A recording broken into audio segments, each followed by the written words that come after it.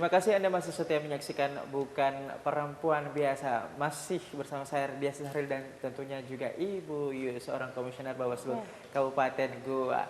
Nah, tadi di segmen kedua juga ini tidak kalah menarik dari segmen pertama. Dan pasti di segmen 3 juga menarik banget nih Ibu.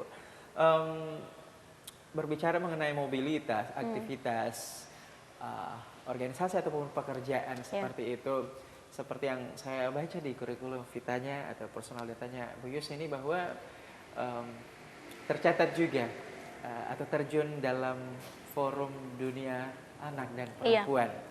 Itu yang melatar belakangi sampai ke sana itu seperti apa? Gimana tuh? Ya, jadi seperti yang saya sampaikan tadi, ketika saya kuliah itu memang saya sudah sangat terbiasa dengan isu-isu perempuan. Nah, kemudian pada tahun 2014 itu saya kemudian bekerja bersama dengan USAID dalam program Expanding Maternal and Neonatal Survival atau program MAS itu yang digagas oleh Majelis Kesehatan di Pimpinan Pusat Muhammadiyah. Saya terlibat sebagai salah satu pelaksana program dan salah satu isunya itu adalah penurunan angka kematian ibu dan anak. Iya.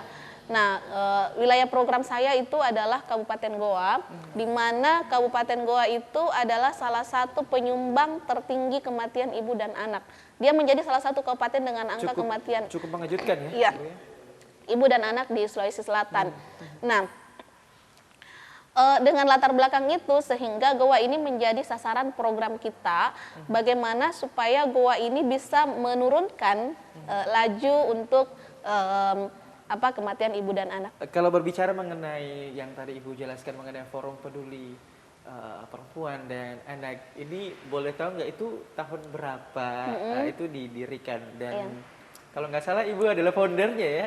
Masya Allah, boleh dijelaskan? Ya, jadi melalui program Expanding Maternal and Neonatal itu, salah satu yang kita dorong itu adalah bagaimana keterlibatan masyarakat sipil untuk peduli pada isu-isu kesehatan ibu dan anak, sehingga kita membangun jejaring dengan masyarakat sipil.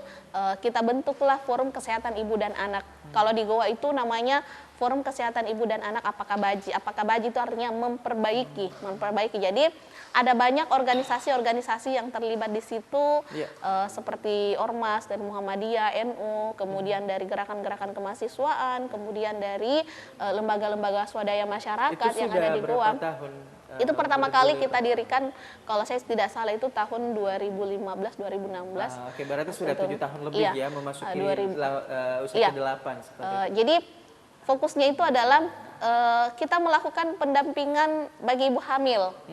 Jadi ibu-ibu hamil yang beresiko secara medis itu kita petakan, misalnya kita melihat dia dari sisi keuangan itu tidak akan mampu membayar biaya persalinan, sehingga kita fasilitasi untuk berkoordinasi dengan penyedia layanan untuk bantuan biaya persalinan misalnya ke BPJS. Itu kita identifikasi semua, misalnya ada ibu hamil yang ada di kampung belum punya persiapan untuk persalinan, karena jangan sampai misalnya dia harus dirujuk ke rumah sakit tetapi dia tidak jadi dirujuk karena dia tidak punya biaya. Seperti itu kan mungkin di dataran-dataran tinggi ya, ya, seperti daerah gunung ya. sana, itu nanti bisa akan berkontribusi terhadap angka kematian ibu. Nah, jadi salah satu yang kita advokasi adalah bagaimana supaya dia ada pembiayaannya ketika melahirkan. Kemudian kita advokasi misalnya rumah tunggu kelahiran. Jadi ketika dia sudah sampai di rumah sakit, misalnya dia harus diantar keluarga, dia tidak punya tempat untuk untuk mempersiapkan persalinannya nanti. Makanya kita mengadvokasi ke dinas bagaimana supaya ada yang namanya rumah tunggu kelahiran. Kemudian berkaitan dengan isu bayi, hanya bayi baru lahir. Kita di desa itu kita membentuk relawan yang namanya motivator KIA. Ada namanya relawan yang berasal dari desa-desa itu, kader-kader desa. Setiap motivator itu dia melakukan pendampingan ibu hamil. Jadi memastikan bahwa ANC-nya, ANC itu maksudnya adalah antenatal care-nya itu adalah bagaimana kontaknya dia dengan tenaga medis itu rutin untuk memeriksakan persalinannya. Interaksinya ya? Iya, jadi sehingga misalnya memastikan kontak dengan bidan, melakukan USG, itu dipantau oleh kader-kader kami yang ada di desa. Nah, sehingga dari situ juga kader-kader itu kita bisa mendapatkan informasi bahwa ini ibu hamil ini berisiko, nah, ada potensi kematian karena dia ada misalnya komplikasi dengan kehamilan dan sebagainya, sehingga betul-betul kita dampingi sampai dia melahirkan. Oke, baik. Ini ada satu lagi nih yang menarik di social movementnya Ibu Yus nih. Iya. Ada juga Kabupaten Goa Sehat. Iya. Itu apa sih? Nah, Kabupaten Goa Sehat itu sebenarnya bagian dari program pemerintah. Jadi karena kita berjejaring dengan itu tadi forum-forum kesehatan ibu dan anak, sehingga peningkatan layanan kesehatan ibu dan anak ini itu akan berkontribusi terhadap tercapainya Goa Sehat.